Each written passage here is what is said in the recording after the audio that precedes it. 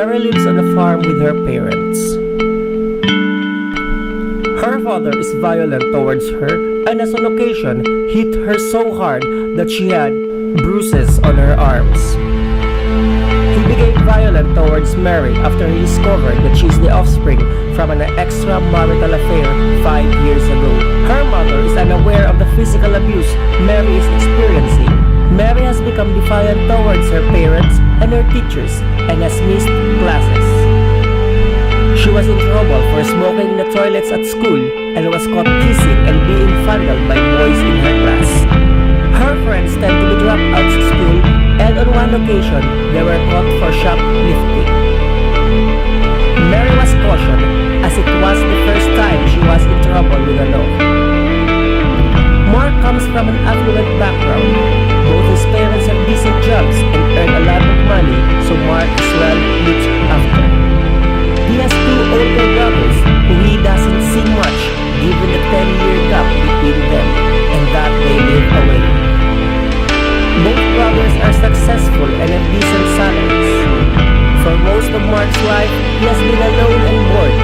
He has friends but finds them boring, so he recently started to hang out with older boys who drink and smoke. Recently, Mark has had problems concentrating on his schoolwork and has been failing his assignment. In class, he often seems dazed and not focused on what is going on around him. His parents were shocked when the police brought him home one evening after having broken into a warehouse with his new friends, causing considerable criminal damage. He was drunk and might have been smoking too. Andrew was adopted by a married couple who could not have children. Andrew was 3 months old when he was up for adoption, and 5 months by the time he was legally adopted. Everything was fine at first until Andrew started to show cruel behavior when aged 6 years old. He was seen throwing stones at the local cats and setting fire to the neighbor's dog. His parents were particularly concerned when they caught him putting a headshot into a bucket of cold water and the headshot drowned and died. When asked to account for his cruel act, he said that he was trying to kill the headshot and remove the fleas. He was 8 years old. Andrew was caught stealing from his mother's purse and had obviously done this on many occasions. Police had Andrew on CCTV footage kicking a boy in the stomach while the boy was lying unconscious on the ground. Kelly was adopted by a couple. The man had a criminal record for violence and the woman a record for fraud. Nevertheless, they did take good care of Kelly, who did well at school and was popular and well-liked. It was therefore a great shock to discover Kelly beating up another girl in the playground. Kelly, who was 9 at the time, said she was provoked by the girl, who was bullied and who had bullied the other girls. Kelly had taken it up upon herself to give this girl a good dressing down and teach her a lesson. She said that her parents taught her to stand up to bullies and her father had shown him a few good fighting moves. Good day. So today our group will discuss a very timely topic dealing with the children in conflict with the law. This project is in partial compliance with the requirements in psychological factors of crime. So our topic will deal on the different pathways or different developmental pathways of children in conflict with the law. It is a timely topic considering that in the Philippines an issue of whether or not an age of liability will be reduced instead of maintaining it on its status quo.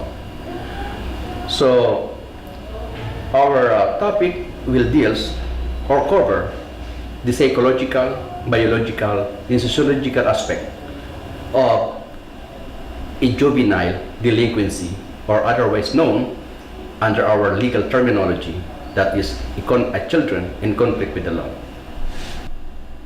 Often as parent, we ask that how could our child do such things? And sometimes we ask that we never thought that our child could turn out to be a monster.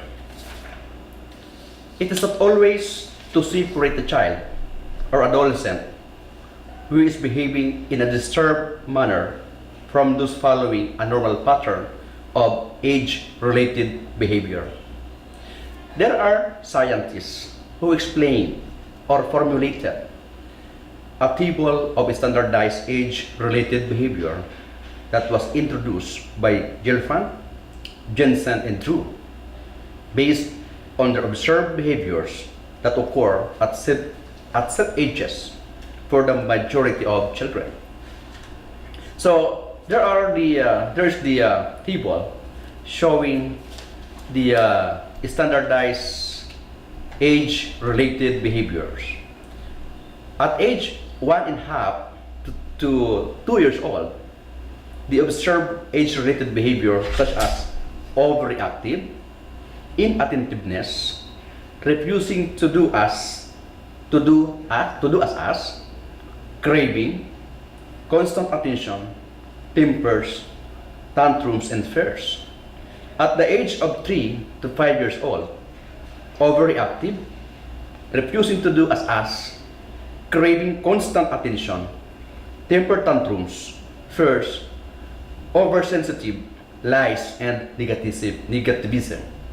At the age of 6 to 10 years old, overreactive, temper tantrums, fears, oversensitive, lies, problems with school, achievements, jealousy, and reserve. And at the age of 11 to 14 years old, temper tantrums, oversensitive, problems of the school, achievements, jealousy, reserve, and moodiness. And at the age of 15 to 18 years of age, problems with school, achievement, skiving, cheating exams, depressed, drinking, smoking, and drug misuse, precocious sexual activities, trespassing, shoplifting, minor law transgressions. Those are the tables showing the standard age-related disruptive behaviors of our children. But how it happened? So what is the explanations behind this? So we have the so-called DBDs, or the disruptive behavior disorders. So there are different disruptive behavior disorders, such as known as the ADHD, CD, and ODD. If we talk about ADHD, it talks about attention deficit hyperactivity disorder. CD stands for conduct disorder, and ODD stands for oppositional defiant disorder. According to College and Blair in their studies in year 2001, they found out that more than 75% of children with psychopathic traits are highly comorbid with ADHD. ADHD, according to Barkley in his study in 2006, referred to psychological disorder of childhood and has a host of symptoms like inattention, hyperactivity, impulsivity, and social difficulties with peers. In the case of children with CD or conduct disorder, their parents and teachers found it difficult to control any disruptive outbursts of behavior. The problem behaviors associated with CD include aggression, in non-compliance, temper tantrums, stealing, arson, and destructiveness, poor moral development, and lack of empathy, guilt, or conscience. Their behavioral characteristics can be divided into behavioral excesses and poor academic competence. One possible explanation for their behavior as suggested by Quay in 1988 could be down to overactive behavioral activation system or BAS and in an underactive Behavioral Inhibition System, or BIS. These systems are part of the septo-hippocampal region of the brain, which regulates anxiety and fear. ODD is often regarded as less severe but more common in children than conduct disorder. The social skills of children with ODD are more impaired compared to children with conduct disorder, and yet they perform better in school. Furthermore, children with conduct disorder are deliberately more destructive, deceitful, and aggressive. Children diagnosed with ODD continuously misbehave and are disobedient towards others and tend to defend and hostile for the sake of it. These conditions are sometimes linked to delinquency. Alright, so here are now the explanation on our trivia given prior to my explanations on our topic, that based on the 5 scenarios given, it says that if disruptive home are the cause of later criminality, then we could consider Mary increase in the equation. If deviant peers or parents are the cause of later criminality, then Mark and Kelly can be considered. Andrew, however, appears to have a good home and caring parents, albeit not his natural parents. There is hope for Mary and Chris, who can be removed from their disruptive homes, or at the very least, the disruptive home life issues can be addressed. As for Mark and Kelly, they can change their peers.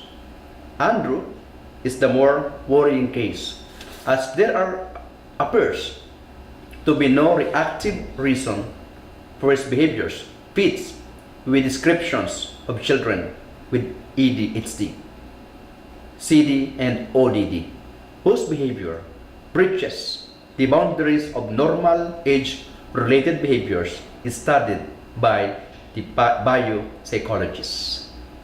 So, at this point, we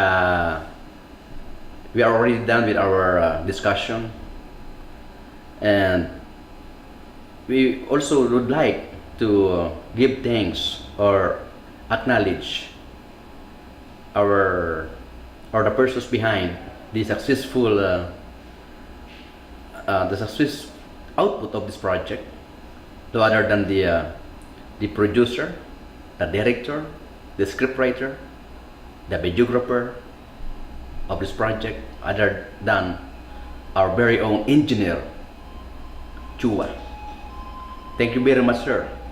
And of course to my teammates who are behind the island of Albay from Sorsogon and Tabaco City, and to my group mates, Dean Gallego, Dean Balaoro, Dean Carson, and yours truly, Dean Jescor Orlain of Computer Arts and Technological College Incorporated.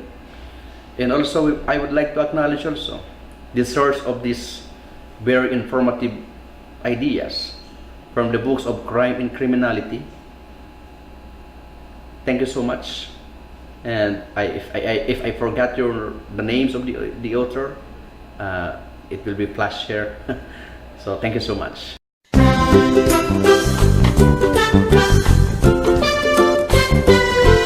GHA and